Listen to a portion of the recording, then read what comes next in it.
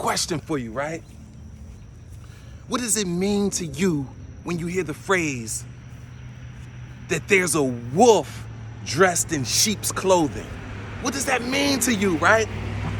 See, when I dissect this thing, I realize, like, well, if this wolf really had your best interest at heart, why would it front and try to disguise himself to dress like a sheep, right? But this is why they wanted to disguise themselves, because they know if they had shown their true colors, if that wolf had showed you that they were truly indeed a wolf, that you would not allow them in your flock, right? See, if that person had showed you their true colors, maybe you would have not befriended them, right? Now, here's another thing, right? You ever hear the phrase that whatever God has for you, right, is for you, and there's nothing no one can do to stop it, right? Well, that is true, but there's a caveat attached, right? There is someone that can stop it. It's you, my friend. It's you. See, when you don't respect and when you don't respect your gifts and appreciate your gifts and the value, when you don't know your value, you can see a wolf in your flock that's dressed in sheep clothing, and guess what you'll do? Continue to allow him to stay there. And that will not get you the blessing, my friend, even if God want to bless you. And here's why.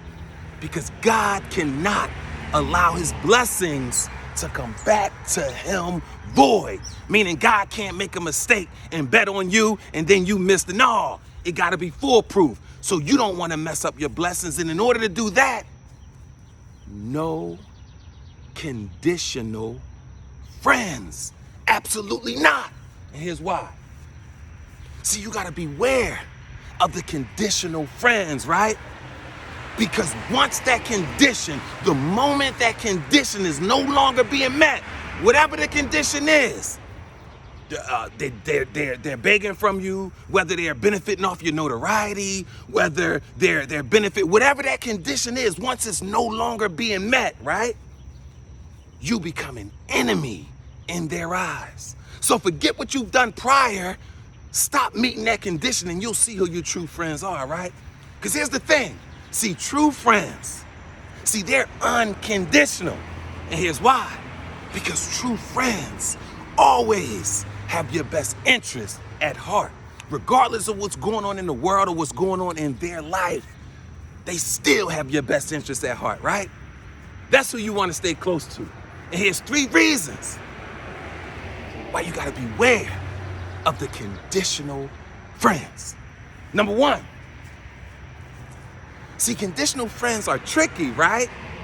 Because they'll still cheer for your victories, right? But this is what you gotta understand. See, they're slick. They do everything like a real friend does. But here's the thing.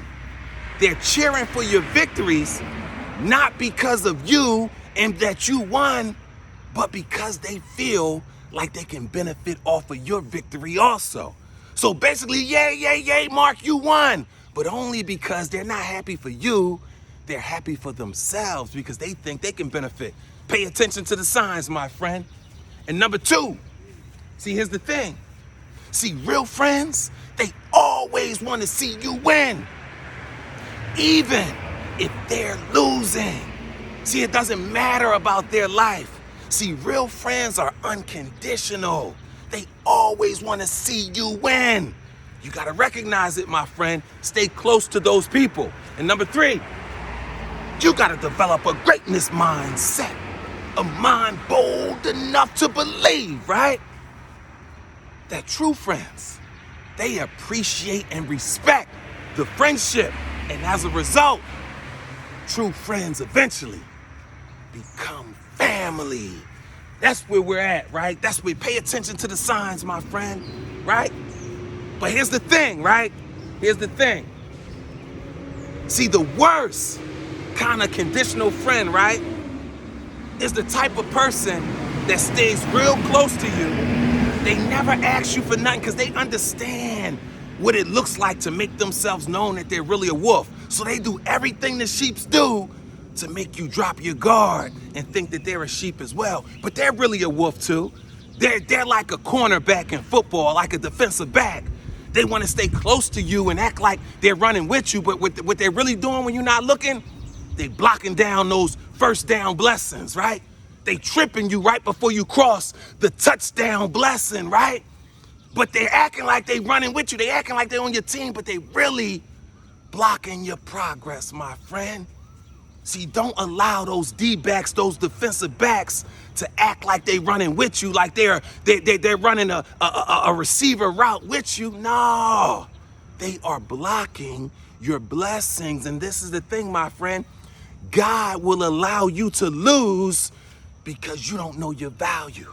Because it's your fault from being around them. Because it's your fault for not using your godly wisdom and understanding to get rid of that wolf that's dressed in sheep clothing. This one thing I do know about God, right? All situations that you've ever been in that wasn't good, God has always given you a way out before it got to that terrible point. Always, because that's what God does. Never forget, my friend. You were born to be great.